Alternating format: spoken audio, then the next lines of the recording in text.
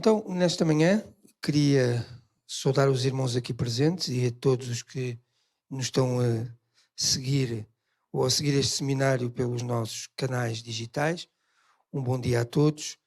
Vamos então iniciar esta nossa segunda sessão do seminário dedicado às reflexões sobre o prólogo do Evangelho segundo São João. E iremos aproveitar o nosso tempo e naturalmente iniciar o seminário de hoje com um breve resumo daquilo que no domingo passado nós falámos. Lembramos então os irmãos que começámos pelo conceito de evangelhos sinóticos e referenciámos os evangelhos de Mateus, Marcos e Lucas sobre a designação de evangelhos sinóticos. Lembramos o conceito, a palavra sinótico significa grosso modo resumo, e aquilo que estes três evangelhos apresentam de forma muito semelhante, quer nos seus conteúdos, quer na sua cronologia, é exatamente um resumo da vida de Cristo. Tem naturalmente estas grandes semelhanças quanto aos factos narrados, quanto às tipologias de texto, narrativa, descrição, parábolas, etc. E naturalmente quanto à ordenação dos factos. Hoje trazemos aqui também uma semelhança entre os sinóticos, que é a primeira grande diferença entre os sinóticos e o Evangelho de João, que é o facto destes três evangelhos, sobretudo Mateus e Lucas, apresentarem o registro da linhagem, e sublinho, humana de Jesus. Se os irmãos quiserem ver, no livro de Mateus,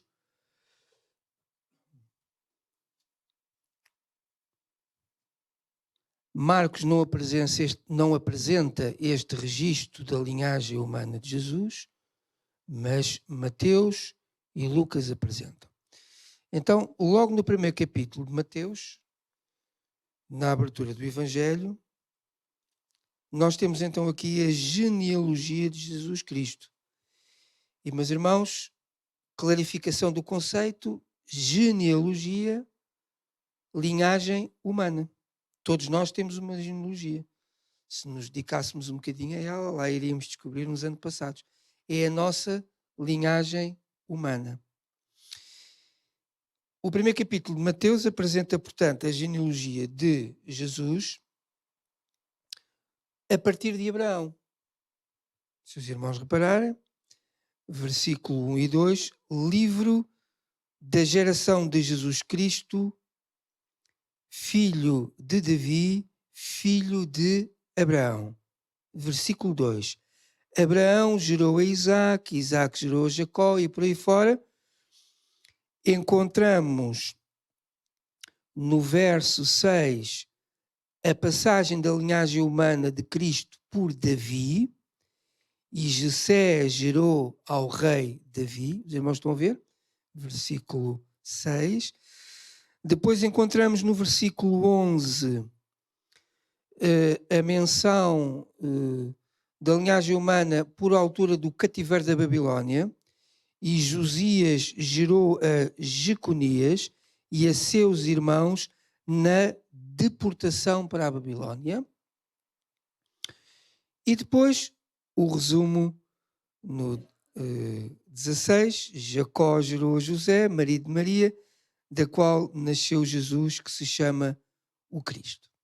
Então, a genealogia de Mateus, a linhagem humana de Cristo, em Mateus, começa a partir de Abraão. Mas em Lucas já não. Se os irmãos quiserem avançar até Lucas, Marcos não tem nenhum registro genealógico de Jesus. Lucas, encontramos este registro da sua linhagem humana com uma diferença importante. Ora, vamos encontrá-la no capítulo 3 de Lucas, a partir do versículo 23.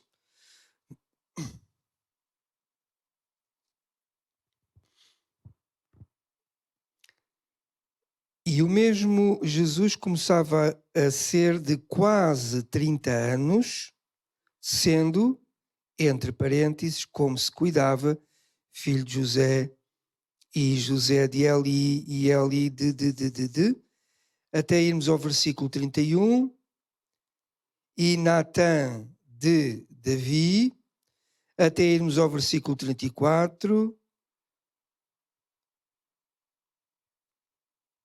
e Tará, Isaac de Abraão, Abraão de Tará, e até ao versículo 36, e Sem de Noé. Já estamos a recuar relativamente a Abraão, e os irmãos reparem como termina a genealogia de Jesus, a sua linhagem humana, em Lucas. Versículo 38. E Sete de Adão, e Adão de Deus. A genealogia, a linhagem humana de Jesus Cristo, segundo o Evangelho de Lucas, vai até Adão. Porque Adão é o primeiro homem.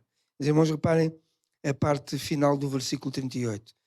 E Sete de Adão, e Adão de Deus. Mateus começa em Abraão, Lucas recua até Adão.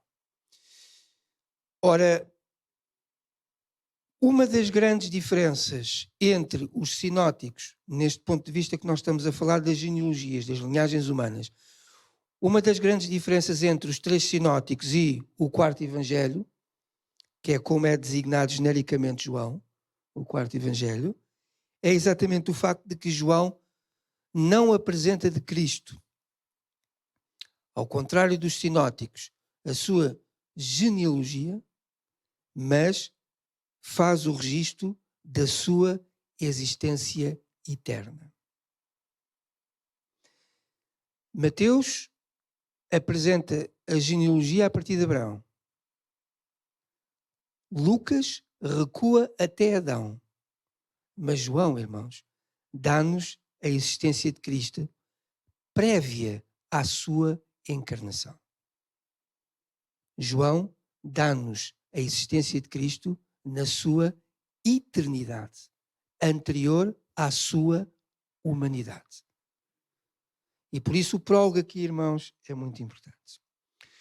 Portanto, irmãos, o quarto evangelho, ao contrário dos sinóticos, registra não a linhagem humana de Jesus, logo na abertura, mas a sua existência eterna. Enquanto Lucas atira a genealogia humana de Jesus mais para trás, até Adão, João dá um salto qualitativo e coloca a revelação de Cristo, a sua existência na eternidade. Ainda na perspectiva do resumo do seminário inicial, o quarto evangelho apresenta-nos, portanto, Jesus como Cristo, o Filho de Deus. Não como Mateus, o Rei dos Judeus, não como Marcos, o servo, não como Lucas, o Filho do homem, mas como o Filho de Deus. Vimos ainda, irmãos, que os sinóticos registram sobretudo, ou fazem sobretudo um resumo dos eventos, dos grandes acontecimentos ocorridos na vida de Cristo, ou seja, narram e descrevem sobretudo o que ele fez. E João apresenta-nos sobretudo o que ele disse. João é, sobretudo, como os irmãos certamente terão visto ao longo desta semana, um livro de conversas e diálogos. Depois do prólogo e depois do milagre inicial, que também está só registado em João, que é o milagre de Canaã, tudo o resto são diálogos e conversas. Temos o extraordinário milagre da ressurreição de Lázaro, que também só aparece em João. Mas João são sobretudo diálogos. João não se preocupa tanto, só há 8 milagres registados no livro de João. E, portanto, João não foca a sua atenção tanto naquilo que Cristo fez, mas naquilo que Cristo disse. Nas conversas que teve com Nicodemos, com a mulher samaritana, com tantas vezes com os judeus, etc, etc. E, portanto, nesta perspectiva do registro dos diálogos é João, de uma forma muito particular, que nos relata de uma forma muito próxima, que nos dá a conhecer de uma forma muito próxima a mente, o pensamento e o coração de Jesus. E isso está plasmado de forma muito abrangente nos diversos diálogos que Jesus mantém com os diversos interlocutores ao longo do livro de João. O conhecimento do pensamento e da intimidade do Senhor, do seu coração, é muito mais revelado em João do que os sinóticos. É também João o livro que nos revela este grande mistério de Cristo ser um com o Pai. João capítulo 10, versículo 30. Este versículo que nós, na nossa perspectiva, marcamos como o versículo-chave deste Evangelho, respeitando naturalmente outras opiniões divergentes, mas para nós, na perspectiva deste seminário, o versículo-chave será este, João capítulo 10 e versículo 30, um versículo muito pequenino, mas um versículo poderoso do ponto de vista teológico, do ponto de vista da revelação do Evangelho, do ponto de vista do conhecimento de Cristo como Deus eterno. Eu e o Pai somos um. E nesta afirmação, Jesus afirma a sua divindade, a sua eternidade, o seu lugar, a sua natureza. Vimos também, irmãos, na primeira sessão, que a partir daquele versículo que nós lemos em Apocalipse, os irmãos lembram-se daquela simbologia dos seres viventes, dos 4 animais, e de como a Igreja primeva associou simbolicamente aqueles 4 animais aos registros narrativos dos 4 evangelhos. Vimos, irmãos, que nessa associação simbólica a Igreja primeva associa o Evangelho de João à figura da águia e à sua natureza, porque é o Evangelho de João que nos leva à divindade eterna, à realidade eterna, às alturas, à revelação da eternidade e do céu, ou da presença de Jesus no céu. De outro modo, irmãos, e sublinhando, a ênfase especial de João é naturalmente sobre a divindade de Cristo. Sobre a divindade de Cristo. Ou seja, a existência de Jesus antes da encarnação. E a existência de Jesus antes da encarnação é João quem nos-la revela no seu prólogo. Eu repito, a existência de Jesus antes da encarnação é João quem nos-la revela no seu prólogo. Ou seja, Jesus o Cristo é o Verbo eterno feito carne. Certo, irmãos? Feito carne. Muito bem, irmãos.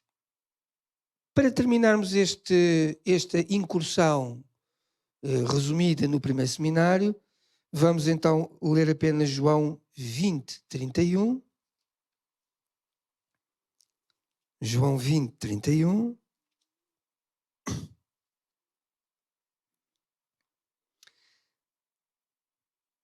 Para quê? Com que objetivo João redigiu este Evangelho?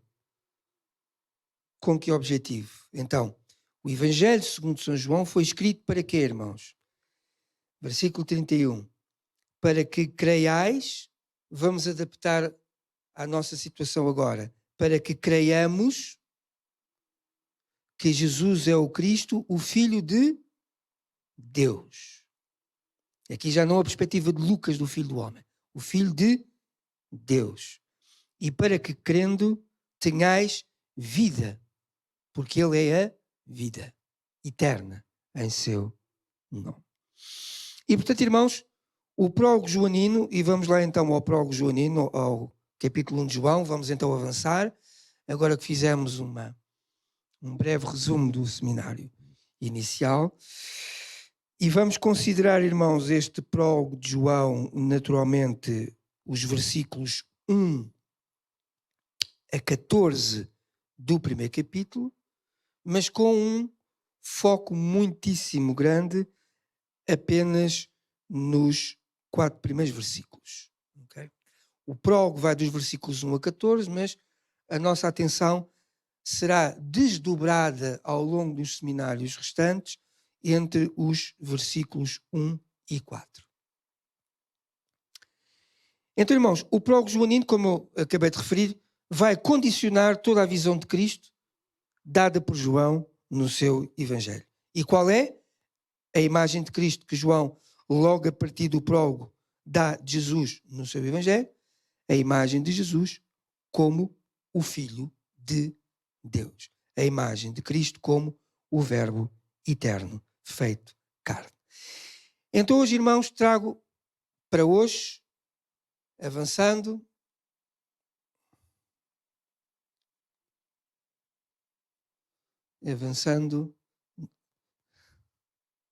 ok. Então, irmãos, como podem aqui ver já em cima, já temos a indicação da introdução do nosso pensamento já no prólogo joanino. Portanto, já saímos das comparações saímos da caracterização dos sinóticos, saímos da comparação diferenciada do quarto evangelho em relação aos sinóticos. Vamos agora avançar para o prólogo de João. Irmãos, e a grande questão que nos aparece logo, e é aquela que nos vai demorar mais 4 seminários, desdobrada, é exatamente a questão, aqui está escrito em grego, a questão do logos. A questão do logos. A palavra grega logos é traduzida na nossa versão de João Ferreira de Almeida pelo verbo. Ok? Vamos olhar então para João 1. Primeiro versículo. Era o verbo, e o verbo estava, e o verbo era. Os irmãos estão a ver estas traduções que na tradução de Ferreira de Almeida nos aparece com a palavra verbo. O original grego é a palavra logos. A palavra logos pode ser traduzida de várias maneiras, pode ser traduzida por palavra, pode ser traduzida por verbo, mas também pode ser traduzida por razão. E o nosso Cristo é o logos de João, no seu prólogo, traduzido para português como o verbo, a palavra, a razão de todas as coisas. Então, irmãos,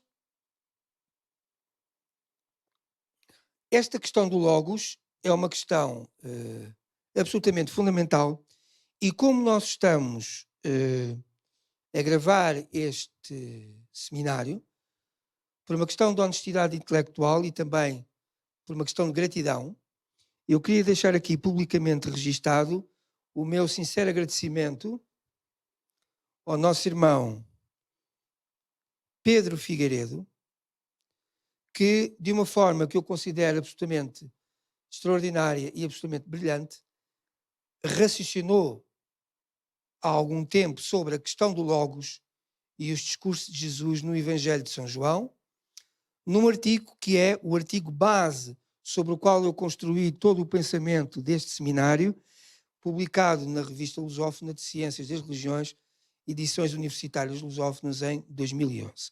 Queria, portanto, deixar aqui particularmente um abraço e uma palavra de gratidão pelo esforço de reflexão que o nosso irmão Pedro Figueiredo teve sobre esta questão dos logos, que hoje é, do ponto de vista conceptual, a base de construção do pensamento deste seminário. Portanto, ao nosso irmão Pedro Figueiredo, um grande abraço. Ao nosso irmão pastor Miguel Cartaz, daqui também um grande abraço, porque foi através dele que eu tive conhecimento deste artigo, ainda hoje o tenho em casa para estudo durante este seminário, e portanto, irmãos, é nesta rede de contactos e nesta rede de interesses que nós nos vamos construindo, que nós nos vamos edificando e que nós vamos, creio eu, irmãos, sem falsas modéstias e sem vaidade, aprofundando e crescendo e edificando o nosso conhecimento e nos enriquecendo mutuamente. Feita esta nota, que é uma nota, acho eu, fundamental, do ponto de vista da gratidão e da honestidade intelectual, voltemos então à questão do Logos. Meus irmãos, a lentidão nesta exposição não tem a ver com a compreensão das coisas, tem a ver com a necessidade que eu tenho perante vós de ficar com a ideia de que efetivamente os irmãos entenderam. Certo, irmãos? Então vamos ver. O Logos, traduzido para nós como verbo, o Logos, era a forma que o Filho de Deus tinha antes de se tornar Deus encarnado. Isto ficou claro para os irmãos? Estamos a falar na eternidade. Estamos a falar na pessoa de Cristo antes do seu nascimento. Isto ficou claro para os irmãos? Estamos a falar na pessoa de Cristo, na segunda pessoa da Santíssima Trindade, e eu volto a dizer aos irmãos, não é a segunda pessoa assim, os irmãos olhem lá para a minha mão. Primeira, segunda, terceira. Nada disto, é primeira, segunda e terceira. Isto, primeira, segunda e terceira, é um arranjo conceptual que nós temos para entender, de alguma maneira, o mistério da Trindade. Foi um recorte de linguagem que nós fizemos para facilitar o nosso entendimento. Então, irmãos, vamos aqui repetir. O Logos era, e aqui o pretérito imperfeito é fundamental, porque o pretérito imperfeito fala de uma ação passada, mas continuada. Não diz o Logos foi. Diz o Logos era e continua a ser. Eu sou o alfa e o ômega. Se dissesse o Logos foi, a ação tinha terminado. E os irmãos reparem que é o verbo ser. É uma ontologia. Estamos a falar da sua existência. Não é o verbo fazer. Não é o verbo haver. É o verbo ser. A pessoa de Cristo. A pessoa, o verbo ser. Quando Moisés perguntou a Deus no Sinai, qual é o nome que eu direi ao teu povo através do qual ele te nomeie, ele te chame, pelo qual ele te conheça? O meu nome é Eu Sou. No presente o indicativo. Porque a eternidade é sempre presente. Muito interessante, irmãos. O Logos era a forma que o Filho de Deus tinha antes, atenção aqui, antes de se tornar Deus encarnado. E quando o Logos encarna, ele adquire duas naturezas. A natureza divina que ele nunca perdeu, mesmo na sua forma humana. A morte nunca poderia deter Jesus. Era necessário que ele morresse, mas a morte nunca teria poder sobre ele. Porque ele era o Logos encarnado. Mas a partir da sua morte humana, absolutamente humana, e da sua ressurreição, a eternidade glorificada de Cristo, nós verificamos que a partir do momento em que o Logos encarnou, ele tornou-se detentor de duas naturezas. A natureza divina e a natureza humana. Este é, irmãos, o nosso Cristo. E nós seremos semelhantes a ele. Não na sua natureza, porque o Senhor é Deus, mas na sua semelhança glorificada. Este nosso corpo humano será também ele glorificado. Manterá exatamente a mesma aparência. E nós teremos este corpo glorificado. Não divino, como é a natureza do Senhor, mas glorificado, semelhante ao corpo ressurreto do Senhor. Os irmãos entendem? Não teremos a natureza divina como Cristo tem, mas teremos à semelhança dele o nosso corpo glorificado. Muito interessante, irmãos. Então, irmãos, enquanto logos é um substantivo, portanto, este logos que significa palavra, que significa verbo, que significa razão, enquanto assumindo o logos como palavra, como verbo, assumindo o logos como palavra de Deus, é Cristo quem nos revela Deus através dos seus discursos. É a palavra de Deus. Os irmãos entendam? É Cristo quem revela o Pai através dos seus discursos. O que é que são discursos? O encadeamento de palavras. É a palavra de Deus. Enquanto palavra de Deus, o Logos é usado para designar. Irmãos, este versículo é um versículo fundamentalíssimo. Enquanto palavra de Deus, o Logos é usado para designar o conteúdo da revelação. João capítulo 1, versículo 18. Enquanto palavra de Deus, o Logos é usado para designar o conteúdo da revelação. Irmãos, o que é o conteúdo da revelação? É dar-nos a conhecer o coração, o propósito e os planos do Pai. Isso é que é a revelação. Quando nós falamos entre nós de revelação, é isto que significa revelação. E foi o Logos, o Cristo eterno, que após a sua encarnação, que por causa da sua encarnação, cuja encarnação tinha como objetivo trazer-nos o conteúdo da revelação, ou seja, dar a conhecer aos homens o coração, os propósitos e os planos de Deus. E isto está no versículo 18 do capítulo 1 de João. Vamos ler devagar, irmãos. Deus nunca foi visto por alguém. Os irmãos estão a ver como começa este versículo? Os irmãos sabem quem é que está a falar isto? É João Batista. Se quiserem virar um bocadinho as vossas páginas para trás, é o testemunho de João Batista. É João Batista que está a falar isto. João Batista diz assim: Deus nunca foi visto por alguém. O Filho unigênito, ou seja, o Filho de Deus, que está no seio do Pai, esse o fez conhecer. O Filho unigênito que está no seio do Pai, que era um com o Pai na eternidade. Quem poderia dar a conhecer o Pai senão o Filho desde a eternidade? Eu e o Pai somos um. Deus nunca foi visto por alguém. Só quem partilha com ele a mesma natureza divina, quem desde sempre está com ele, antes que tudo existisse, o poderia dar a conhecer. Porque era o único que o conhecia. Porque Deus nunca foi visto por ninguém. Os irmãos estão a ver o fundamento da nossa teologia. É absolutamente extraordinário, irmãos. Porque a nossa teologia, por causa do Evangelho segundo São João, funda-se na eternidade. A nossa teologia, irmãos, funda-se na eternidade.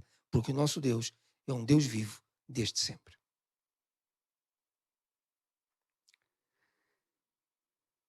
O Filho unigênito que está no seio do Pai, esse o fez conhecer. Não havia outro que o conhecesse. Teria que ser alguém que tivesse a mesma natureza divina, que fosse Deus com ele e que o conhecesse desde sempre. Só o Filho. Porque nunca ninguém viu a Deus. Se nunca ninguém viu a Deus, como é que algum de nós o poderia revelar? Não tínhamos nada para dizer sobre ele, não o conhecíamos. Nem sequer sabíamos quem ele é. Enquanto palavra de Deus, o Logos, para além de designar o conteúdo da revelação, ele também nos faz saber o conteúdo da criação. Da criação. João capítulo 1, versículo 3. E aqui já é o evangelista que está a escrever que nos está a revelar segundo a sua própria voz, e não João Batista. Então, João capítulo 1, versículo 3. O Logos, designando o conteúdo da criação. Todas as coisas foram feitas por ele. E sem ele, nada do que foi feito se fez. Irmãos, isto é de um alcance interno. É de um alcance interno. Eu vou dar 10 segundos aos irmãos, também não vou dar mais, porque depois também não tenho tempo. Vou dar 10 segundos aos irmãos, para os irmãos imaginarem o nada.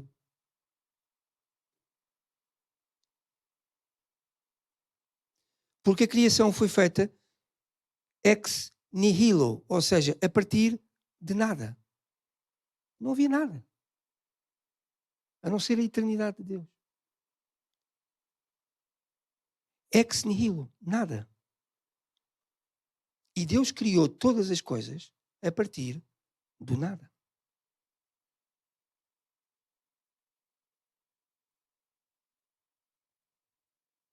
Passaram 10 segundos.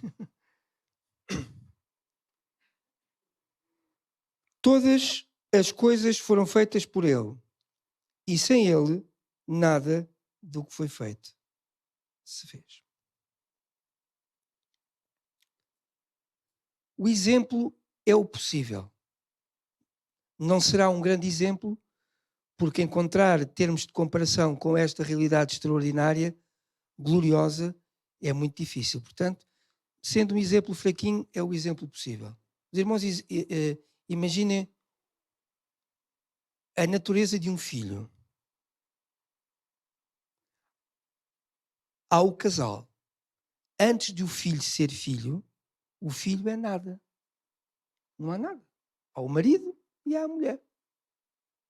E depois de um ato de amor conjunto aparece uma coisa que se chama filho.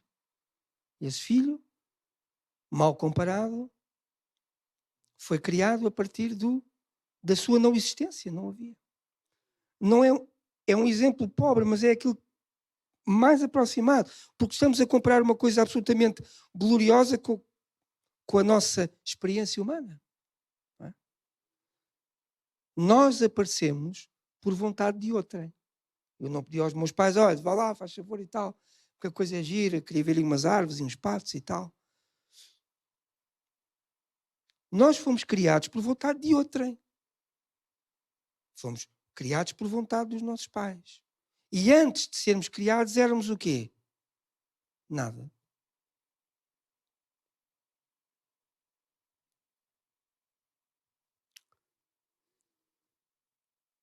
Sobre este conteúdo da criação, irmãos, é importante perceber que o Logos não apenas criou, o Logos, o Verbo, o nosso Jesus. É importante que esta palavra de Deus, este Logos, é Ele quem nos revela o coração, os propósitos e os planos do Pai. É João, através do seu Evangelho, que nos diz que todas as coisas foram criadas pelo Logos e sem ele nada do que foi feito se fez. Mas atenção, irmãos, nós temos muita perspectiva de olhar para a criação como uma coisa fechada e terminada. Muito com o verbo no pretérito perfeito. Criou, criou, criou, como se o ato da criação fosse um ato concluído. Há o ato da criação, que é em si um ato concluído, mas depois há o ato da subsistência da criação, da sustentação da criação. E o Logos não apenas criou, mas ainda hoje sustenta. Os irmãos já viram a Lua ficar maluca à volta da Terra? Aos saltinhos e a aproximar-se e a afastar-se. Hoje não me apetece fazer a órbita normal. Vamos aqui a malucar um bocadinho. Isso não acontece, irmãos. Porque o Logos não apenas criou, mas sustenta a sua criação. O seu poder é eterno.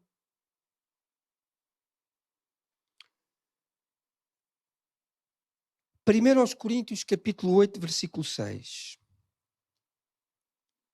1 aos Coríntios, capítulo 8, versículo 6. Irmãos, estes versos que nós estamos a ler, irmãos, são versos alicerce. São versos alicerce. 8:6. Todavia, para nós, há um só Deus. Os irmãos descasquem lá uma laranja. Vamos imaginar que uma laranja tem... Aquela laranja que descascaram tem 18 gomos. Mas continua a ser uma laranja. Olhem para as vossas casas. Habitam lá 2, 3, 4 pessoas. Mas continua a ser uma família. Nós temos 3 pessoas na Trindade, que são elas próprias um só Deus. Fora da Trindade não há Deus.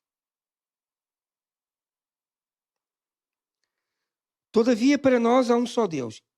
E agora aqui atenção por causa da questão da sustentabilidade e da questão da criação revelada. E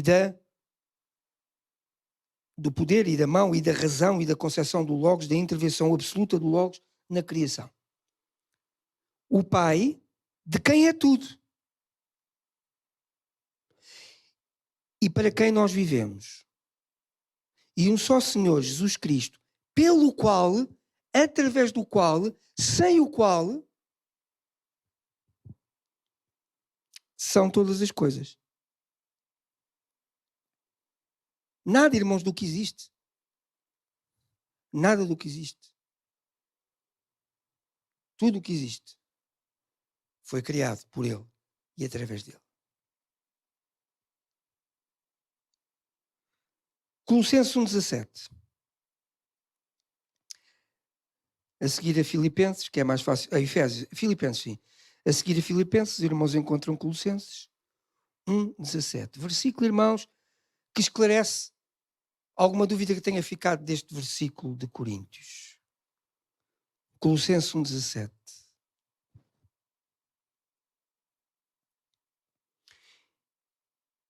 Irmãos, vamos ler a partir do 15 para contextualizarmos. O qual Logos, é a imagem do Deus invisível. O Logos se fez carne, certo, irmãos? E aqui o Filho de Deus, enquanto Filho do homem, é a imagem do Deus invisível. Porque Ele nos revelou todas as coisas.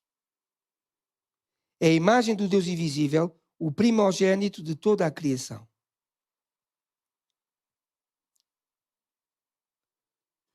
Ele já existia antes de Adão.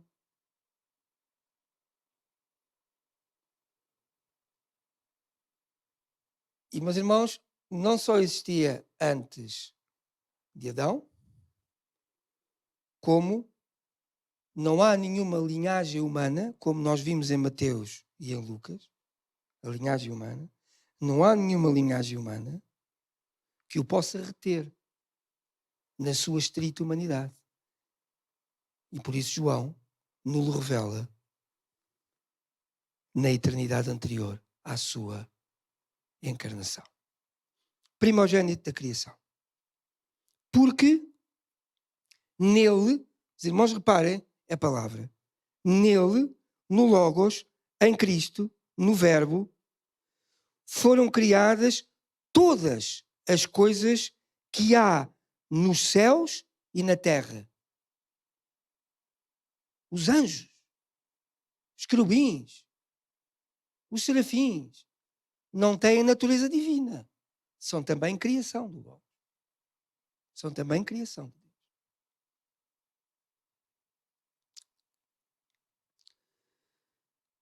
Foram criadas todas as coisas que há nos céus e a terra, visíveis e invisíveis. O que é que são as coisas invisíveis que Deus criou? Olha, um exemplo simples. As leis do universo. A gravidade é uma lei invisível. Nós vemos o seu efeito, mas a gravidade é invisível. O vento é invisível. Nós vemos o seu efeito. Todas as leis que gerem o cosmos, todas as leis que gerem o nosso sistema de funcionamento humano, o nosso corpo, todas as leis que regem a biologia, por aí fora. Mas também outras coisas muito interessantes. Diz assim: nele foram criadas todas as coisas que há nos céus e na terra, visíveis e invisíveis, sejam tronos, sejam dominações, sejam principados, sejam potestades. Ou seja, a própria noção de poder, os irmãos entendam isto, a própria noção de poder, a existência de poder como domínio, poder como ação, capacidade para fazer algo, foi Cristo, foi o Logos que a criou.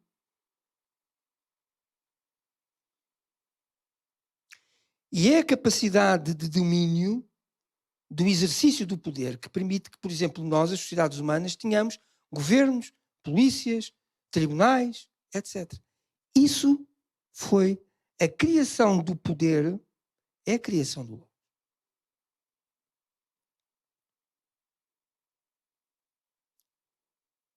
É muito interessante, irmãos. Muito interessante.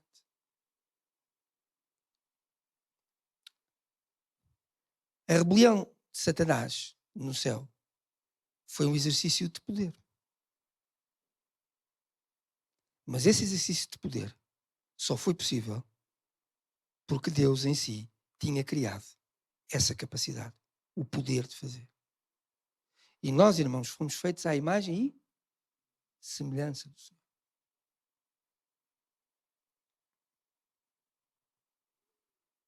Remate do versículo. Tudo foi criado por Ele e para Ele. Não apenas as coisas visíveis. As alfaces, as lagartixas, a lua, a estrela polar, aquelas coisas todas. Nós, mas também as invisíveis. E as invisíveis são poderosas.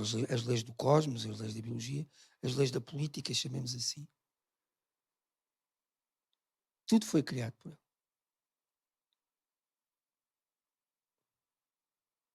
Muito interessante, irmãos. Então, irmãos, o verbo, o logos, traduzido por verbo, no prólogo joanino, o nosso Cristo, o verbo existe desde sempre. Eterno. E agora aqui atenção, irmãos. E independente de tudo quanto veio à existência. Muito importante. Senão nós tínhamos uma teologia panteísta. O que é a teologia panteísta? É aquela que diz que Deus existe em tudo. É o caso do shintoísmo japonês. O shintoísmo japonês diz que os espíritos, se os irmãos forem alguma vez visitar o Japão, verão muitas pedras, rochas, árvores, circundadas por umas cordas cerimoniais. Significa que aquelas rochas, aquelas pedras, aqueles elementos naturais, aquelas árvores, são habitações de espírito. O espírito habita na árvore, o espírito habita na pedra, o espírito habita no animal. Isso é o panteísmo. Deus sendo um com a criação. Não é assim que o Logos nos revela. Existe desde sempre, eterno, criador, mas independente de tudo quanto veio à existência. Independente de tudo quanto veio à existência. Portanto, irmãos, o verbo divino, o Logos, é o elemento indispensável por meio do qual tudo o que há se fez e continua a existir. A humanidade continua a multiplicar-se. Os animais continuam a multiplicar-se, inclusive as melgas e as moscas, essas coisas. Não é? Continuam a multiplicar-se. Aparentemente, segundo a física moderna, é bem provável que o próprio cosmos não seja uma criação acabada. Que o próprio cosmos esteja continuamente a expandir.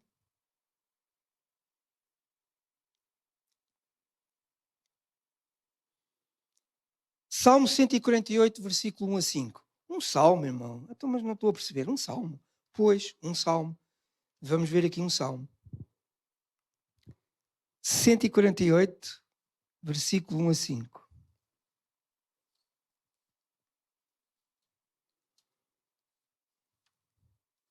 Salmo 148. É a véspera do fim dos salmos. antepenúltimo salmo. Oh, irmão, porquê um salmo? Porque diante, irmãos, da possível compreensão, repito, da possível compreensão desta magnificência, irmãos, desta glória, irmãos, o Logos, o verbo divino, esta palavra por excelência, irmãos, só pode ser o centro da expressividade do nosso louvor. O centro da expressividade, da expressão genuína do nosso louvor. E eu acho, irmãos, que neste momento nós estamos, nós próprios, aqui neste momento, a viver um milagre. Porque o Senhor diz, onde estiverem 2 ou 3 reunidos em meu nome, eu estarei no meio. E disse, não vos deixarei órfãos, enviarei o Consolador, que é o Espírito de verdade, que vos fará entender as minhas palavras. Irmãos, porque é que eu digo, enfim, com a seriedade que isto merece, que nós próprios neste momento, aqui nesta casa de oração, estamos a experimentar o milagre? Porque não há possibilidade de nós compreendermos isto, irmãos, se não for pela ação do Espírito Santo. Nem eu a falar com os irmãos, nem os irmãos a absorverem isto. Os irmãos chamem aí 20 pessoas aí da rua e ponham-nos aqui. E verão a capacidade de entendimento que elas estão em relação a estas coisas. Escreveu Paulo, o homem natural entende as coisas que são naturais, mas as espirituais, só o homem espiritual.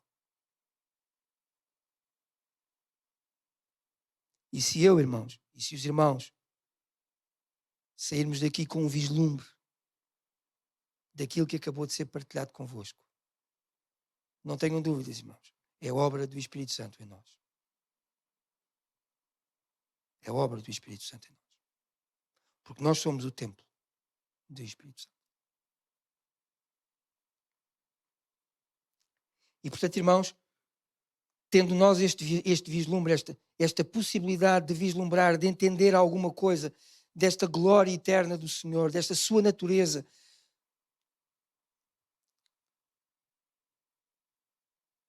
suscita em nós, irmãos, esta expressão de louvor.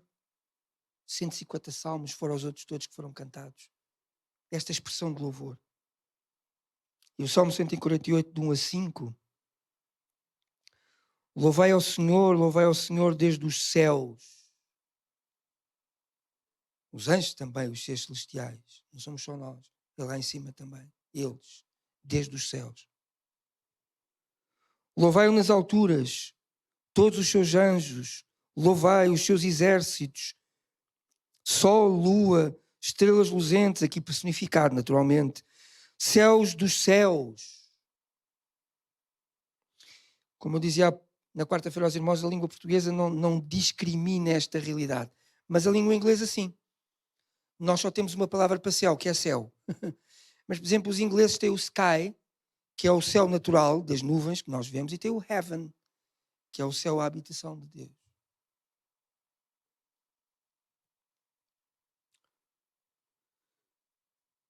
Louvem o nome do Senhor.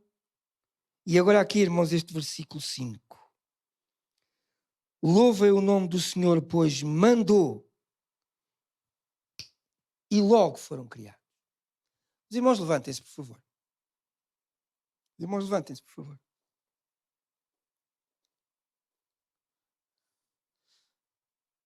Não pensei que estou a brincar. Os irmãos já vão perceber. Os irmãos podem se sentar. O vosso levantar e o vosso sentar resultou de quê? De uma palavra que eu vos disse. Eu disse aos irmãos, por favor, com delicadeza, se não tinha dito, levantem-se. Por favor, levantem-se. Foi o efeito da minha palavra que resultou na vossa ação. Nada existia, irmãos. Mas o efeito da palavra de Deus e do seu poder mandou e logo foram criados.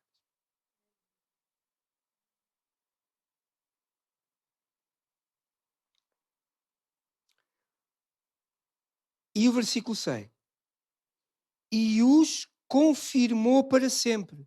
Não apenas os criou, mas os sustenta para sempre. E os confirmou para sempre. E lhes deu uma lei que não ultrapassarão. acho eu que nunca estará na capacidade humana, e espero que não, alterar, intervir na lei da gravidade. Quer dizer, não temos. Se a gente atirar uma coisa ao ar, para sempre ela cairá. O melhor é o irmão fugir, não é? Para não lhe cair em cima. Que não ultrapassarão. Irmãos, este Salmo 148 resulta de uma compreensão aguda de quem é o Logos, de quem é o nosso Deus eterno. E essa compreensão aguda foi expressa num salmo, que é um ato de louvor. E nós louvamos, irmãos, porque entendemos. E, portanto, irmãos, ele é a razão, o Logos, o verbo, é a razão de tudo quanto existe. E de tudo quanto há. E ele é também a razão da sustentabilidade de todas as coisas criadas. E não se esqueçam, foi ele quem nos revelou o Pai, conforme lemos em João, capítulo 1, versículo 18, através das palavras de João Batista.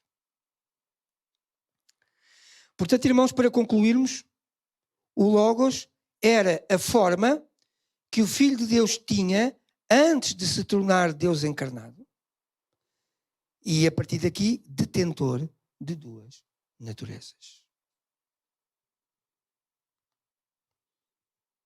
Deus Pai como sendo Espírito. Irmãos, rapidamente, João 4:24. Em 1 minuto, senão depois também deixo para a próxima. Só para vermos a natureza do Logos na Trindade também. João 4:24. Deus é Espírito. João 14:17.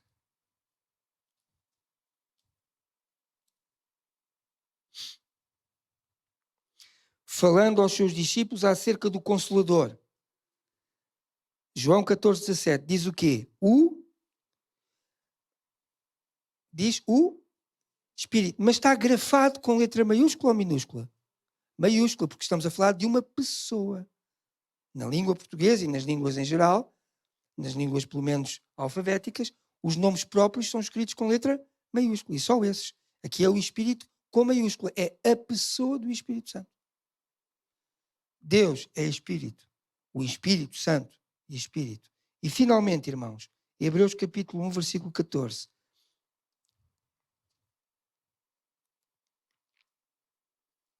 Para terminarmos, 1:14. Aqui já não falando da divindade. Os 2 versículos anteriores falámos da divindade. E o Logos é, na sua natureza, consubstancial em termos divinos com o Pai e com o Espírito. O Logos, antes da sua encarnação, também era apenas Espírito. Oi? A forma, espero que esta parte depois seja cortada, a forma que o Filho de Deus tinha antes de se tornar Deus encarnado. Só depois de se tornar Deus encarnado é que participou das duas naturezas.